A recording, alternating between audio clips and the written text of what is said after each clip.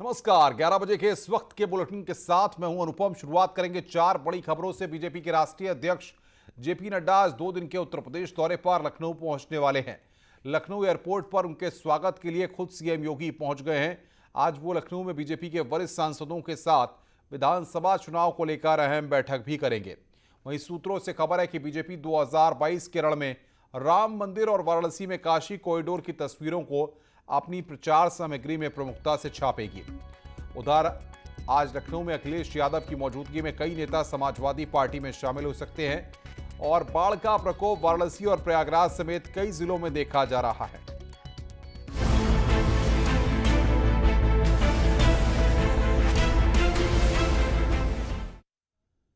UP विधानसभा चुनाव पर महामंथन के लिए बीजेपी के राष्ट्रीय अध्यक्ष जेपी नड्डा का आज से 2 दिन का यूपी दौरा है।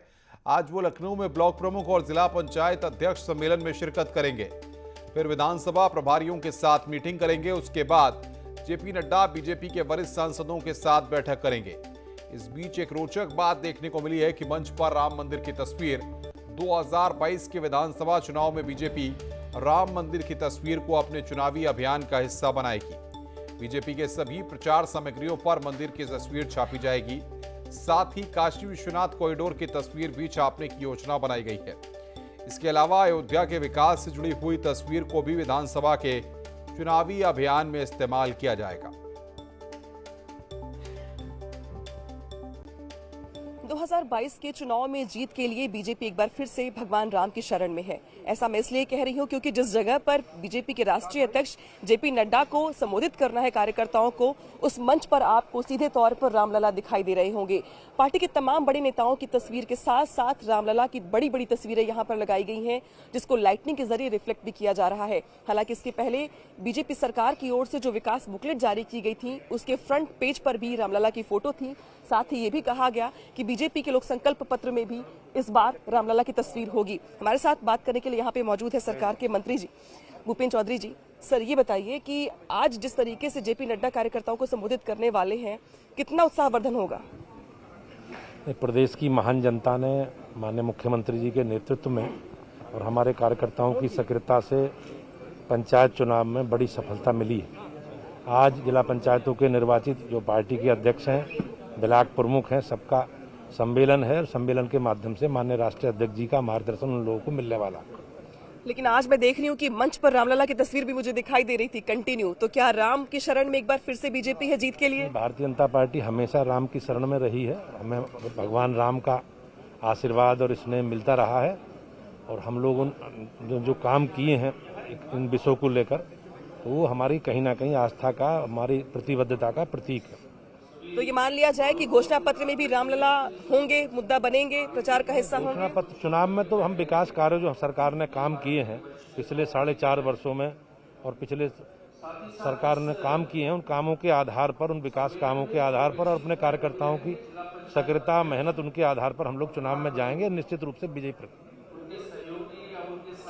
तो ये सरकार के मंत्री भूपेन्द्र चौधरी हैं, जो पंचायत का विभाग भी इनके पास है, पंचायती राज का, और इस लिहाज से आज की जो बड़ी बैठक है इसमें तैयारियों की बड़ी भूमिका भी इनकी है। लेकिन इस बीच मंच पर भगवान रामलला की जो तस्वीरें दिखाई दे रही हैं, वो ये बताने के लिए काफी है कि सरकार के कामकाज एक तरफ, लेकिन एक बार फिर से बीजेपी जीत के लिए भगवान राम की शरण में है और भगवान राम इस बार भी चुनाव का मुद्दा बनने वाले हैं। अनामिका, सी न्यूज़ 18, लखनऊ। और हमारी संवाददाता अनामिका सीधे वहीं मौजूद हैं और सीधे अनामिका के पास चलते हैं। अनामिका, योगी आदित्यनाथ भी पहुंच गए हैं जेपी नड्डा के स्वागत के लिए एयरपोर्ट पर। अब क्या अंतिम दौर में तैयारियां होंगी? बताइए, क्या तस्वीरें इस वक्त हैं वहां पर?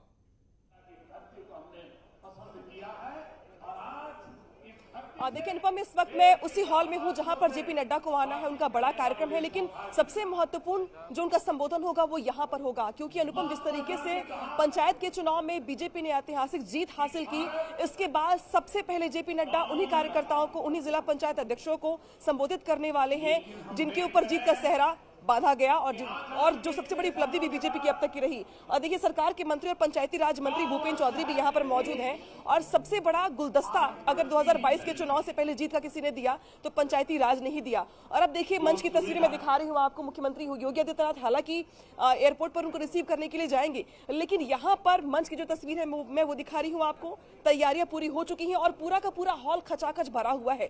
यानी कि 75 जिलों के जो जिला पंचायत अध्यक्ष हैं, ब्लॉक प्रमुख हैं, उन सबको आज जेपी नड्डा का संबोधन होगा। लिहाजा 650 से ज्यादा ब्लॉक प्रमुख और 67 से ज्यादा जिला पंचायत अध्यक्ष आपको इस पूरे हॉल में दिखाई दे रहे होंगे। और यहाँ पर हमारे साथ बात करने के मौजूद है चंद्रमोहन जी। ये बताइए कि आज जेपी नड्डा जी जो टिप्स देने वाले, जो मूल मंत्र देने वाले हैं, तैयार है इसके लिए आप लोग? बिल्कुल, आज भारतीय जनता पार्टी के लिए बहुत ऐतिहासिक क्षण है। पंचायत चुनाव में हमने ऐतिहासिक विजय प्राप्त की है और माननीय राष्ट्रीय अध्यक्ष जी का मार्गदर्शन मिलेगा। और जो पंचायत का जो सपना आदरणीय मोदी जी ने देखा है, उस सपने को आज साकार करने के लिए ये पूरी टीम यहाँ पर मौजूद है और बहुत अच्छे लोग, और हमें बहुत आनंद की अनुभूति हो रही है कि बहुत अच्छा वर्ग। आनंद की अनुभूति तो हो रही है, लेकिन 2022 के चुनाव के लिए, सियासी संग्राम के लिए कितनी तैयार है पार्टी, ये देखना बेहद दिलचस्प होगा। और यहाँ पर हमारे साथ बात करने के लिए मौजूद है जेपीएस राठौर जी कि किस तरीके से आज जेपी नड्डा जी का पूरा कार्यक्रम आज का दिन का रहने वाला, और ये मान लिया जाए कि यहीं से चुनाव के अभियान की शुरुआत हो जाएगी, प्रचार की शुरुआत हो जाएगी।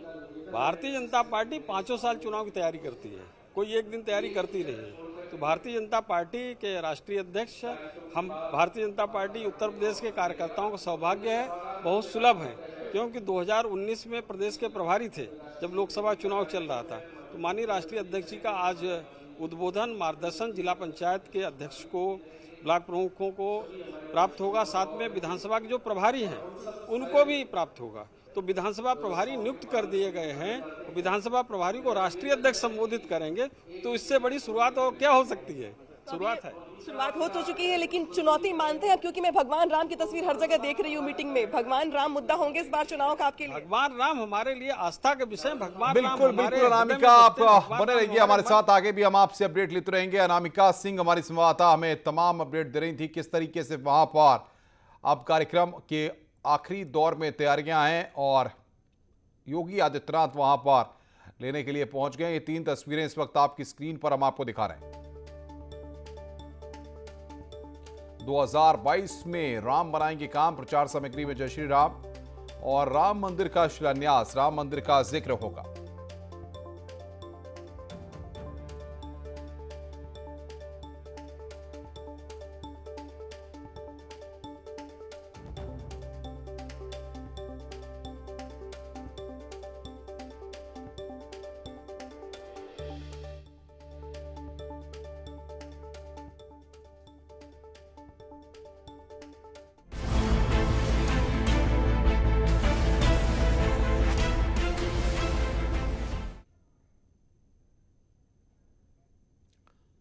और बड़ी खबर यह है कि समाजवादी पार्टी में शामिल होंगी काजल निषाद। भोजपुरी अभिनेत्री हैं काजल निषाद। सैकड़ों समर्थक भी समाजवादी पार्टी ज्वाइन करेंगे। अखिलेश यादव सस्ता दिलाएंगे, दूसरे दलों के कई नेता भी समाजवादी पार्टी में आज शामिल हो रहे हैं। बड़ी खबर इस वक्त की, समाजवादी पार्टी का कुनबा बढ़ेगा। भोजपुरी अभिनेत्री हैं काजल निषाद, आज वो समाजवादी पार्टी की सदस्यता ग्रहण कर रही हैं। तो समाजवादी पार्टी का कुनबा बढ़ेगा, एसपी में शामिल होंगी काजल निषाद। भोजपुरी अभिनेत्री हैं काजल निषाद, आज वो समाजवादी पार्टी में शामिल होंगी। उनके साथ बड़ी संख्या में समर्थक भी समाजवादी पार्टी ज्वाइन करेंगे। दोपहर 12:30 बजे कार्यक्रम रखा गया है। अखिलेश यादव इसमें सस्ता दिलाएंगे और उसके बाद प्रेस को संबोधित करेंगे।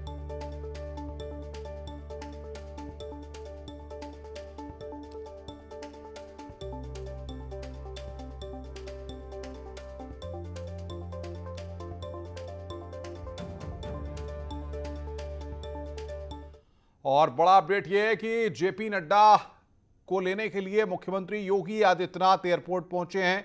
राजीव बातचीत करने के लिए हमारे साथ जुड़ रहे हैं अपडेट के साथ। राजीव, क्या जानकारी आपको मिल पा रही है? देखिए, मिशन 2022 को लेकर बीजेपी के राष्ट्रीय अध्यक्ष जेपी नड्डा कुछ ही देरों में लखनऊ एयरपोर्ट एयरपोर्ट पर पहुंचने वाले हैं, जिसके मद्देनजर उत्तर प्रदेश के मुख्यमंत्री योगी आदित्यनाथ उनका एयरपोर्ट पर स्वागत करने के लिए इस वक्त एयरपोर्ट पर पहुंच चुके हैं। और आप देख सकते हैं कि दूसरी ओर सैकड़ों की संख्या में जो बीजेपी कार्यकर्ता है वो यहाँ पर जेपी नड्डा का स्वागत करने के लिए यहाँ पर मौजूद हैं। और आप देख रहे हैं कि लगातार एक लंबे अरसे से ये यहाँ पर उनका इंतजार कर रहे हैं। ढोल नगाड़ों की धुन पर ये कार्यकर्ता उनका स्वागत करने यहाँ पर पहुँचे हैं। आज जेपी नड्डा लखनऊ पहुँचेंगे और इस दौरान लखनऊ में कई अहम बैठक करेंगे। सबसे पहले जेपी नड्डा एयरपोर्ट से सीधे इंदिरा गांधी प्रतिष्ठान पहुँचेंगे, जहाँ पर वो जो बीजेपी के नवनिर्वाचित जिला पंचायत अध्यक्ष हैं और ब्लॉक प्रमुख हैं उनके साथ एक अहम बैठक करेंगे। और फिर जो बीजेपी के पदाधिकारी हैं उनके साथ बैठक करने के बाद योगी सरकार के मंत्रियों और विधायकों से भी मुलाकात करेंगे।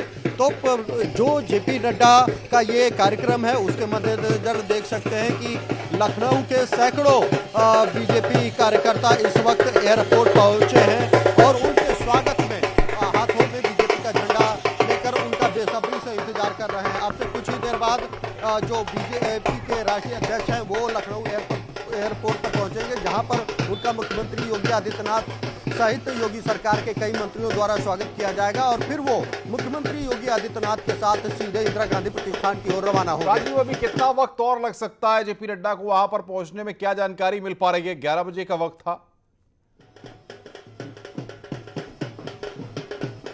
देखिए, ये बताया जा रहा है कि जेपी नड्डा का जो प्लेन है वो लैंड हो चुका है और अब से कुछ देर बाद ही वो यहाँ पर उनका काफिला बाहर आएगा एयरपोर्ट पर और फिर इसी के रास्ते के जरिए वो इंदिरा गांधी प्रतिष्ठान पहुँचेंगे। वहाँ पर वो उनके साथ मुख्यमंत्री योगी आदित्यनाथ भी रहेंगे और भी जो उत्तर प्रदेश के प्रभारी हैं राधा मोहन, प्रदेश अध्यक्ष स्वतंत्र देव और संगठन मंत्री सुनील बंसल की मौजूदगी में फिर बैठकों का दौर शुरू होगा। इसके बाद आज लखनऊ में बैठक करने के बाद कल जेपी नड्डा आगरा पहुँचेंगे और वहाँ पर भी कई संगठनात्मक बैठक करने के बाद उत्तर प्रदेश में मिशन 2022 को लेकर एक ठोस और प्रभावी रणनीति बनाते नजर आएंगे। बिल्कुल बिल्कुल राजीव, आप बने रहिए लखनऊ एयरपोर्ट पर। राजीव सिंह हमारे संवाददाता हैं, लगातार अपडेट दे रहे हैं।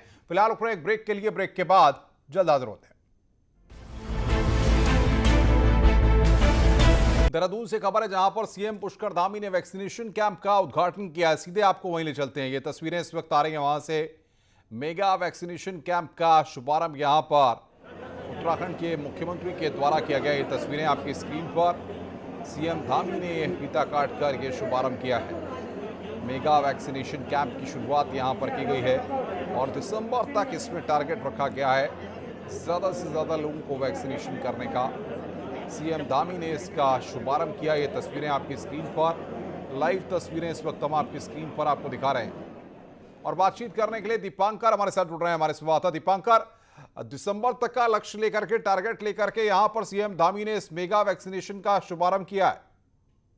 बिल्कुल अनुपम, आज का जो दिन है, आज एक दिन में 1,51,000 लोगों को वैक्सीनेट करने का लक्ष्य रखा गया है। इसके अलावा मुख्यमंत्री का कहना है कि 30 दिसंबर तक राज्य के सभी लोगों का वैक्सीनेशन यहां पर कंप्लीट कर लिया जाएगा। और मुख्यमंत्री खुद यहां पर पहुंचे अभी देहरादून के एक कैंप में और खुद उनके साथ स्वास्थ्य मंत्री भी मौजूद हैं। और जो बात रही कि इंटीरियर इलाकों में किस तरीके से काम होगा, तो मोबाइल वैन पहुंचाने की बातें हो रही हैं।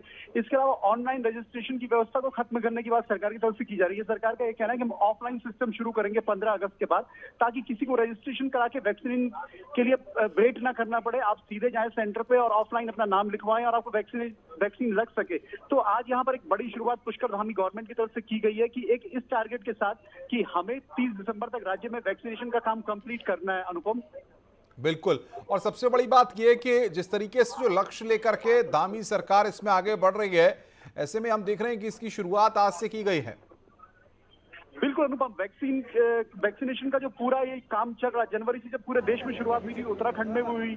उसके बाद 18 से 44 साल के उम्र के लोगों के लिए वैक्सीन की शुरुआत हुई थी, तब तीरथ सिंह रावत की सरकार यहाँ पर थी। लेकिन अब पुष्कर धामी गवर्नमेंट को यहाँ पर 1 महीने से ज्यादा का वक्त हो चुका है। और पुष्कर धामी का ये कहना है क्योंकि वैक्सीनेशन का होना और ना होना कहीं ना कहीं विपक्ष के लिए एक बड़ा मुद्दा हो सकता है। ऐसे में मुख्यमंत्री का कहना है कि हम किसी भी सूरत में इस साल दिसंबर के आखिर तक इस अभियान को कंप्लीट करेंगे। और उन्होंने कहा है कि मेरी खुद स्वास्थ्य मंत्री, जो केंद्रीय स्वास्थ्य मंत्री मनसुख मांडविया, उनसे बातचीत हुई है और उन्होंने ये कहा है कि मैं हर महीने 12 लाख वैक्सीन की डोज उत्तराखंड को उपलब्ध करवाई जाएंगी। अनुपम, बिल्कुल दीपांकर, और ये तस्वीरें भी हम दिखा रहे हैं कि किस तरीके से यहाँ पर और उत्तराखंड में जिस तरीके से हमने देखा कि जब कोविड की पहली लहर या दूसरी लहर का वक्त था, तब लोगों को वैक्सीन के लिए, जब दूसरी लहर के बाद भी लोगों को दिक्कतें महसूस हो रही थी, अब सरकार ने इन सारी चीजों का संज्ञान ले लिया है।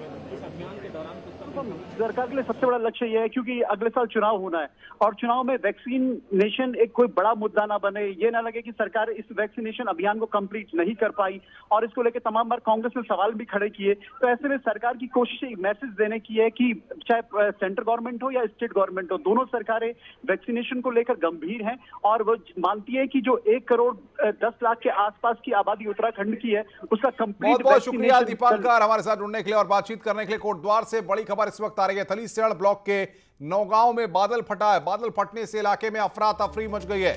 2 दर्जन से ज्यादा मवेशियों की मौत हुई है। इलाके में जान माल के नुकसान की आशंका। बड़ी खबर इस वक्त की कोटद्वार से, इस वक्त की यह ब्रेकिंग न्यूज जिसके बारे में हम आपको जानकारी दे रहे हैं। बादल फटा है, जान माल के नुकसान की आशंका जताई जा रही है। खबरों का सिलसिला लगातार जारी है। फिलहाल इस बुलेटिन में इतना ही।